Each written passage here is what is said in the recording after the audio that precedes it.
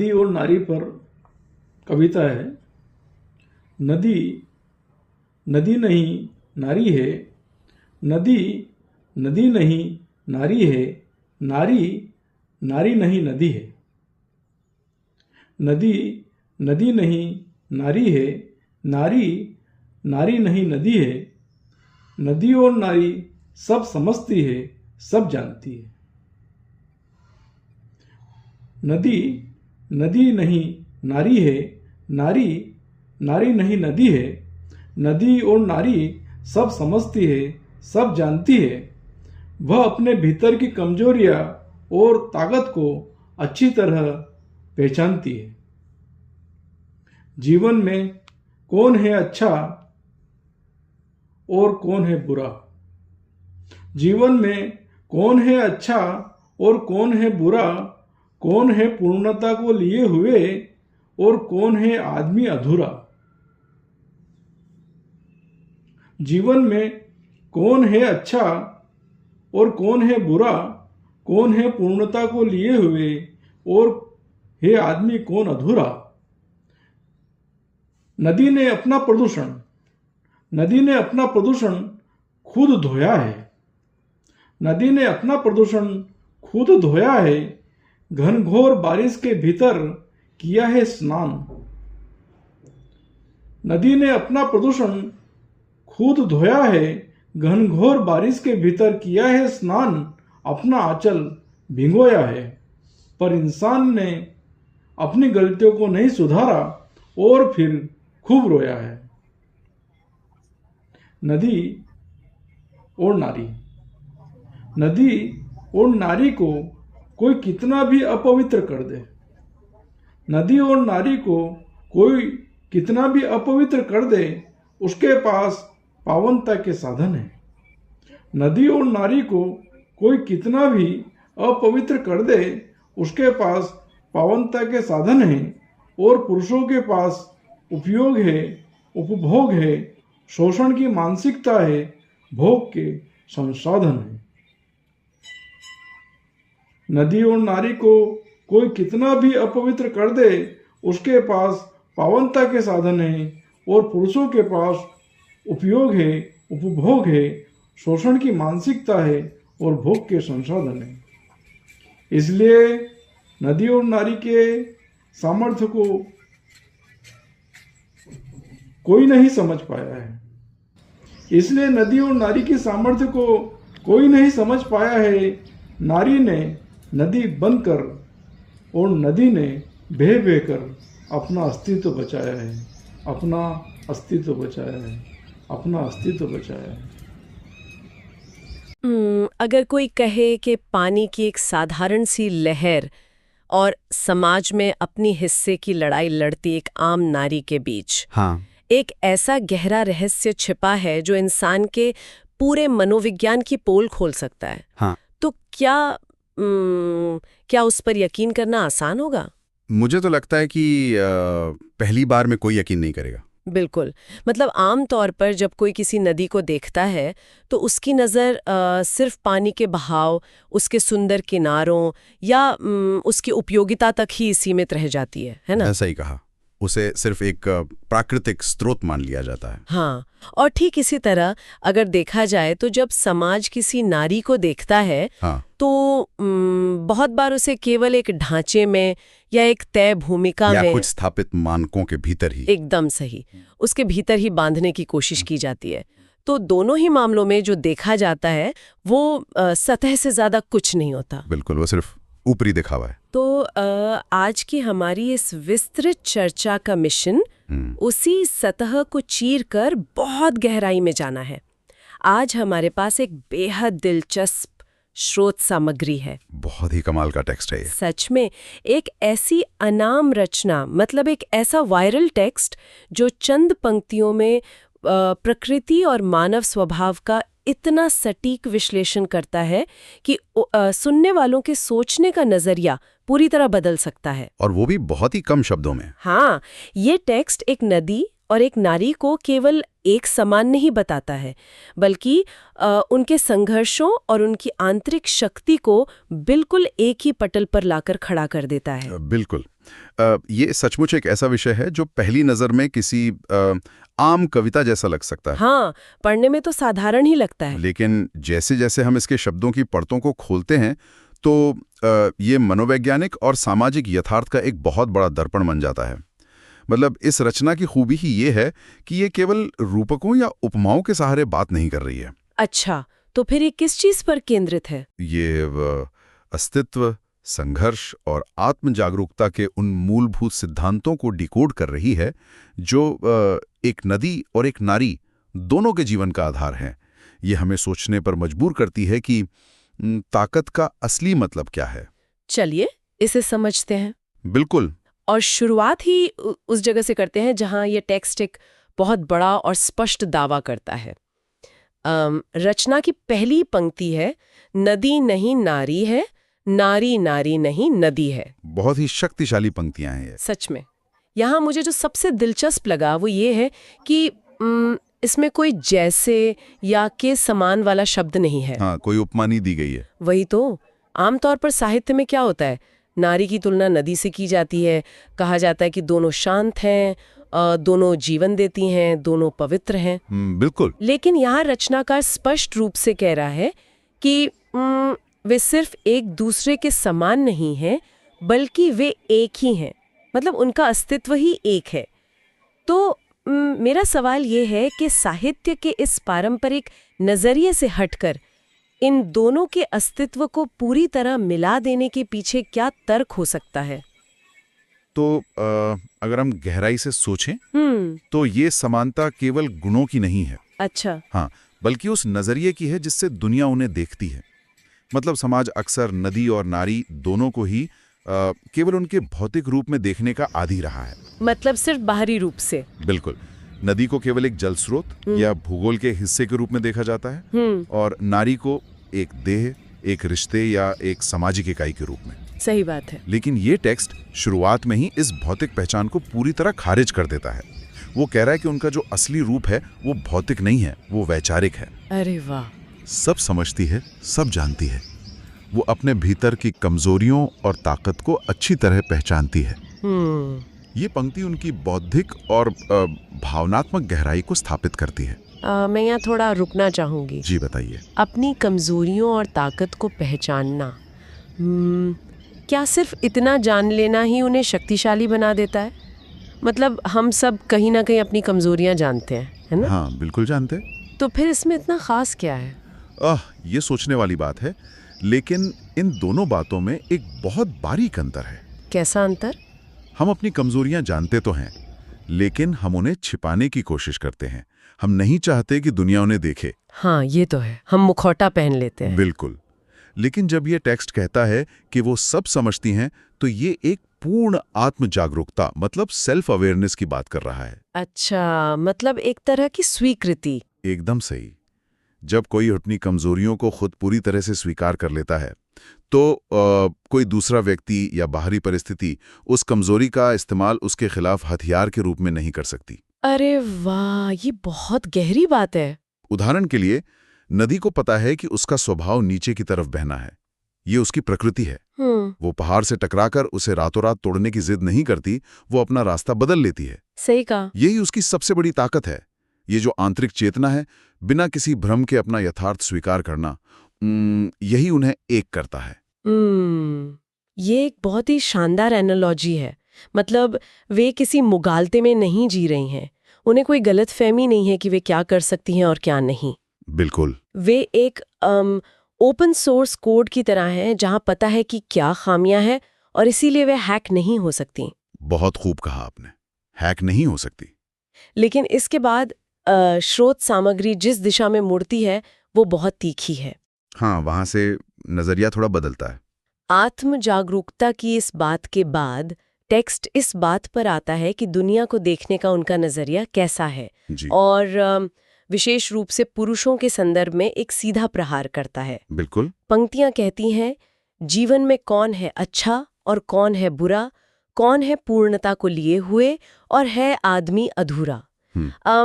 अब यहाँ मुझे थोड़ी असहमति दर्ज करनी है, अच्छा, या कहूँ कि मैं इस विचार को थोड़ा चुनौती देना चाहती हूँ। बिल्कुल, बताइए क्या खटक रहा है आपको? अगर नारी पूर्ण है, नदी पूर्ण है और वे सब जानती हैं, मतलब वे सब जानती हैं, तो टेक्स्ट में स्पष्ट रूप से आदमी को अधूरा क्यों कहा गया है? क्या ये सिर्फ एक तरफा नजरिया नहीं है? मतलब इंसान भी तो अपनी गलतियों से सीखता है, वो भी विकास करता है। फिर ये अधूरापन किस संदर्भ में है? ये एक बहुत ही वाजिब सवाल है और यहाँ दिलचस्प बात यह है कि अगर हम टेक्स्ट की मनोवैज्ञानिक गहराई में जाएं तो ये अधूरापन किसी शारीरिक, बौद्धिक या सामाजिक कमी की बात नहीं कर रहा है। अच्छा, तो फिर किसकी बात कर रहे हैं? ये अधूरापन उस गहरी सहज समझ और स्वीकृति की कमी को दर्शाता है जिस पर हमने अभी थोड़ी देर पहले चर्चा की। मतलब वो सेल्फ अवेयरनेस वाली बात? बिल्कुल। आदमी का अधूरापन इस बात से आता है कि वो अक्सर जीवन के अच्छे और बुरे के द्वंद्व को स्वीकार नहीं कर पाता। इंसान हमेशा पूर्ण होने का, एकदम परफेक्ट होने का दिखावा करना चाहता है। सही कहा। वो बुराई से भागता है या उसे छुपाने की कोशिश करता है। मतलब वो अपनी खुद की कमियों के साथ सहज नहीं। एग्जैक्टली, सटीक कहा आपने। पूर्णता का अर्थ ये बिल्कुल नहीं है कि आपके भीतर कोई कमी नहीं है या कोई दाग नहीं है। हाँ। पूर्णता का वास्तविक अर्थ है अपने गुण और दोषों के साथ खुद को एक समग्र इकाई मानना, मतलब एक पूरा पैकेज। सही बात है। नदी ये नहीं कहती कि मेरे अंदर केवल साफ पानी है, वो मिट्टी, पत्थर और कीचड़ को भी साथ लेके चलती है। बिल्कुल, वो सब कुछ अपने साथ बहा ले जाती है। हाँ। और उसी तरह नारी अपने संघर्षों और अपने भावनात्मक उतार चढ़ाव को अपने अस्तित्व का हिस्सा मानती है। लेकिन ये टेक्स्ट इशारा कर रहा है कि आदमी अपनी उस समग्रता को स्वीकार करने में संघर्ष करता है। अच्छा। वो अच्छे और बुरे को बांटना चाहता है और उस बांटने की प्रक्रिया में वो खुद ही खंडित यानी अधूरा रह जाता है। अरे वाह। तो इसका मतलब ये हुआ कि जो अपनी कमजोरियों से भाग रहा है या केवल अच्छाई का मुखौटा पहनने की कोशिश कर रहा है, वो कभी पूर्ण नहीं हो सकता। बिल्कुल नहीं हो सकता। ये बहुत ही गहरा विचार है और मुझे लगता है कि ये अधूरापन तब और भी ज्यादा खुलकर सामने आ जाता है जब हम प्राकृतिक और मानवीय प्रतिक्रियाओं के बीच का अंतर देखते हैं। हाँ, क्योंकि दोनों का तरीका बिल्कुल अलग है। खासकर जब बात गलती, बुराई या स्रोत सामग्री के शब्दों में कहें तो प्रदूषण की आती है। सही कहा, क्योंकि संकट के समय की प्रतिक्रिया ही असल चरित्र को परिभाषित करती है। एकदम। और इस हिस्से में रचनाकार जो इमेजिनरी या जो दृश्य हमारे सामने रखता है वो बहुत शक्तिशाली है। पंक्तियां सुनिए जी। नदी ने अपना प्रदूषण खुद धोया है, घनघोर बारिश के भीतर किया है स्नान, अपना आंचल भिंगोया है। बहुत ही सुंदर लाइन है। और इसके ठीक विपरीत इंसान के लिए क्या लिखा है? पर इंसान ने अपनी गलतियों को नहीं सुधारा और फिर खूब रोया है। ये हिस्सा मुझे ऐसा लगता है जैसे नदी के पास घनघोर बारिश में स्नान करने का एक अपना ही इमोशनल रीसेट बटन है। हाँ, या कह सकते हैं एक सेल्फ क्लीनिंग सिस्टम है। बिल्कुल, ये इमोशनल रीसेट बहुत ही सटीक शब्द है इसके लिए। लेकिन यहाँ एक शब्द है जो मुझे बार बार अपनी तरफ खींच रहा है। कौन सा शब्द? वो शब्द है आंचल। अपना आंचल भिंगोया है। एक नदी के लिए आंचल जैसा बहुत ही मानवीय और विशेषकर स्त्री से जुड़ा शब्द इस्तेमाल किया गया है। हाँ, ये बहुत ही गौर करने वाली बात है। मतलब नदी का तो कोई आंचल नहीं होता है ना? फिर इसे यहाँ क्यों लाया गया? ये इस पूरी रचना की साहित्यिक और वैचारिक स्तर पर सबसे बड़ी जीत है। कैसे? क्योंकि ये आंचल शब्द का प्रयोग नदी और नारी के बीच की उस लकीर को पूरी तरह मिटा देता है जो उन्हें अलग करती थी। अच्छा। आंचल को पारंपरिक रूप से सुरक्षा, मातृत्व और विस्तार का प्रतीक माना जाता है। राइट। है ना? हाँ। तो जब टेक्स्ट कहता है कि नदी ने घनघोर बारिश में अपना आंचल भिगोया है, तो वह ये दिखा रहा है कि वह बाहरी प्रदूषण से बचने के लिए या साफ होने के लिए किसी और पर निर्भर नहीं है। वो खुद सक्षम है। बिल्कुल, वो खुद प्रकृति के सबसे उग्र रूप यानी घनघोर बारिश का सामना करके खुद को पवित्र कर लेती है। बाप रे, ये कोई स्पा में जाने जैसा अनुभव तो बिल्कुल नहीं, ये तो एक तूफान से गुजरना है। एकदम सही समझा आपने। ये शुद्धिकरण कोई शांत प्रक्रिया नहीं है। हाँ। ये एक हिंसक, तूफानी और कठिन प्रक्रिया है। अपनी गंदगी को साफ करने के लिए उस घनघोर बारिश, उस तूफान को सहने की हिम्मत चाहिए। बिल्कुल। अपना आंचल भिगोना मतलब खुद को पूरी तरह से उस कठिन परिस्थिति में झोंक देना। और इसके उलट इंसान का रवैया देखिए, अपनी गलतियों को नहीं सुधारा और फिर खूब रोया है। मतलब यहाँ वो अधूरापन फिर से सामने आता है। हाँ, जहाँ एक तरफ नदी या नारी तूफानों का डटकर सामना करती है, खुद को शुद्ध करने की जिम्मेदारी खुद उठाती है, जी, वही इंसान जिसे टेक्स्ट में पुरुष या आदमी के रूप में संदर्भित किया गया है और अपनी गलतियों को सुधारने के बजाय केवल पछतावा करने और रोने में अपना समय बर्बाद करता है। मतलब सिर्फ अफसोस जताता है। बिल्कुल, रोना यहाँ एक निष्क्रिय मतलब पैसिव प्रतिक्रिया है। इंसान अपनी गलतियों का रोना रोता है, लेकिन उन्हें जड़ से ठीक करने के लिए उस घनघोर बारिश में खड़े होने की जो हिम्मत चाहिए वो नहीं जुटा पाता। शायद उसका अहंकार उसे रोकता है, यानी कम करने की कोशिश करता है। ये नदी और नारी की अद्भुत रेजिलियंस यानी उनके लचीलेपन को दर्शाता है। ये सच में एक बहुत बड़ा फर्क है। सक्रिय रूप से खुद को साफ करना बनाम निष्क्रिय होकर सिर्फ पछताना। हाँ, लेकिन यहाँ एक और बहुत बड़ा सवाल खड़ा होता है। क्या ये जो रेजिलियंस है या ये जो लचीलापन है, ये अपने आप पैदा नहीं हुआ है, इसके पीछे एक निरंतर संघर्ष है। बिल्कुल, क्योंकि अगर उन्हें बार बार खुद को शुद्ध करना पड़ रहा है तो इसका सीधा सा मतलब है कि कोई उन्हें बार बार गंदा कर रहा है, अपवित्र कर रहा है। तो सवाल ये है कि ऐसा कौन कर रहा है और क्यों? ये इस टेक्स्ट का सबसे मुखर और विचारोत्तेजक हिस्सा है। हाँ, यहाँ सबसे दिलचस्प बात यह है कि पंक्तियां कहती हैं, नदी और नारी को कोई कितना भी अपवित्र कर दे, उसके पास पावनता के साधन हैं। और इसके ठीक विपरीत पुरुषों के पास उपयोग है, उपभोग है, शोषण की मानसिकता है, भोग के संसाधन है। यहाँ शब्दों का जो खेल है वो सच में कमाल का है। बिल्कुल, एक तरफ साधन है मतलब मीन्स, और दूसरी तरफ संसाधन है यानी रिसोर्सेज।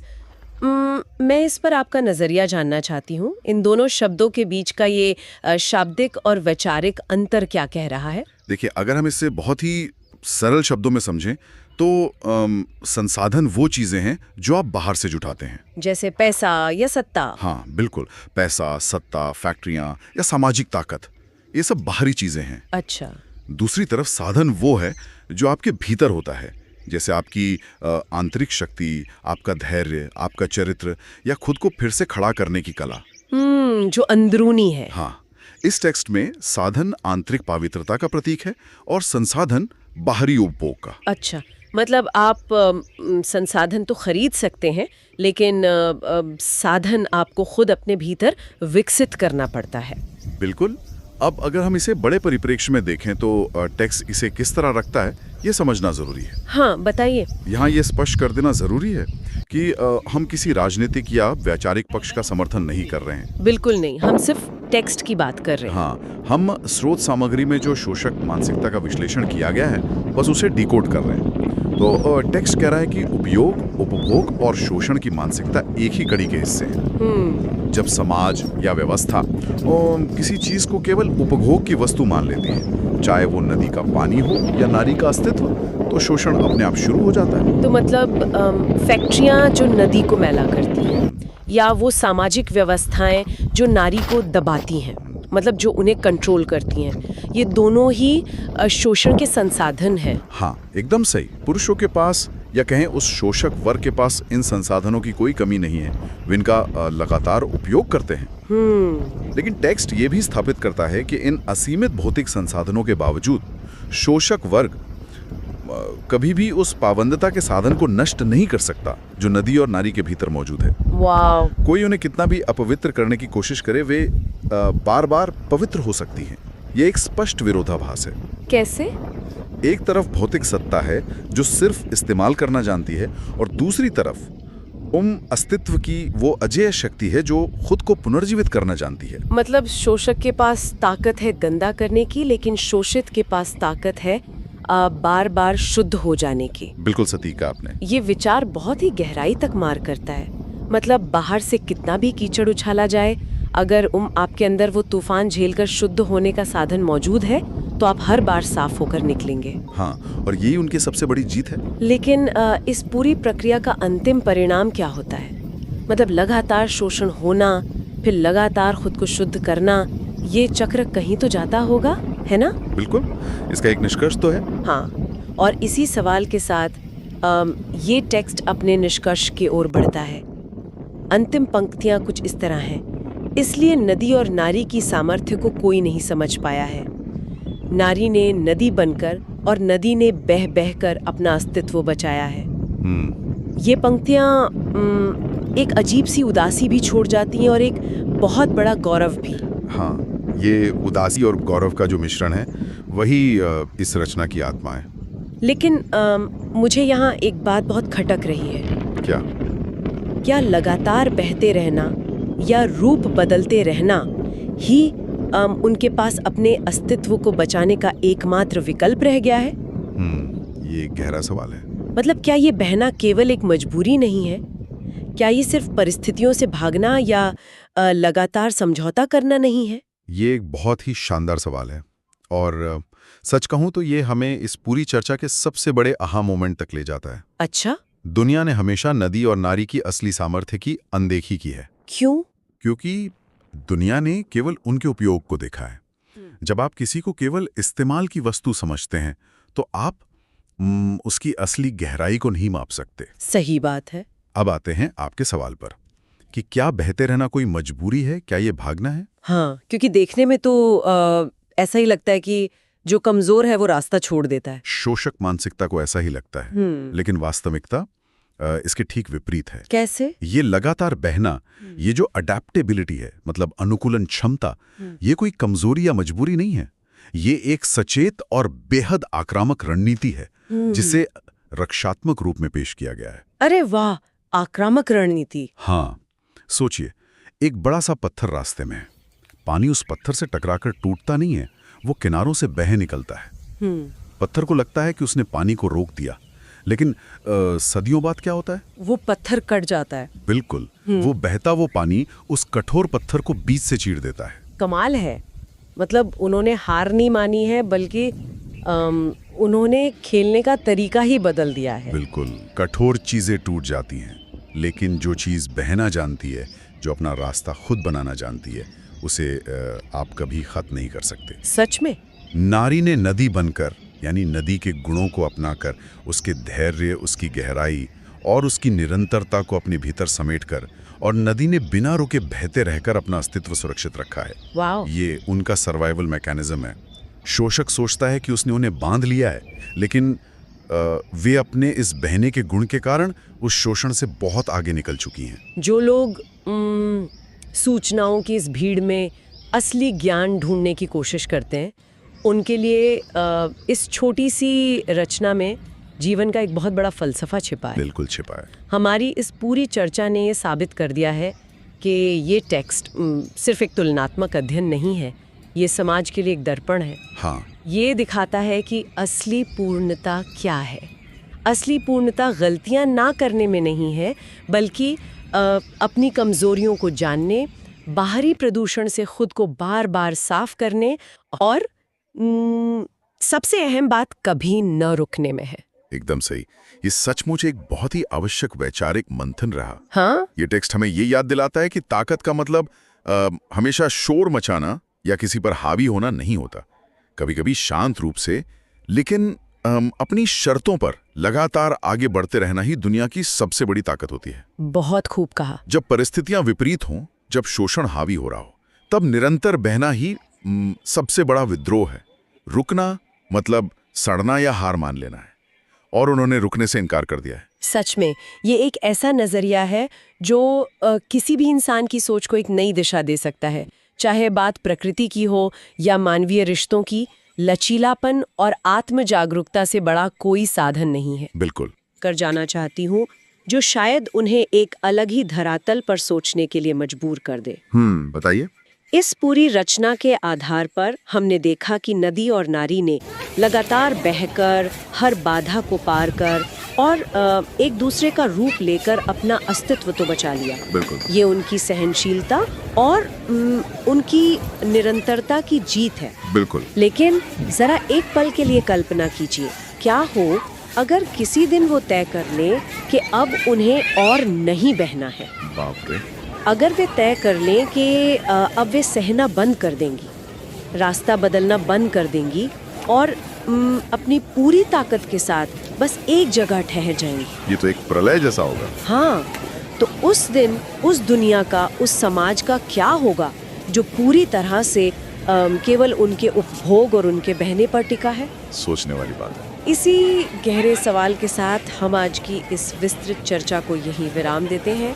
सुनते रहिए, नई चीजें सीखते रहिए और किसी भी विचार की गहराई में उतरने से कभी मत कतराइए।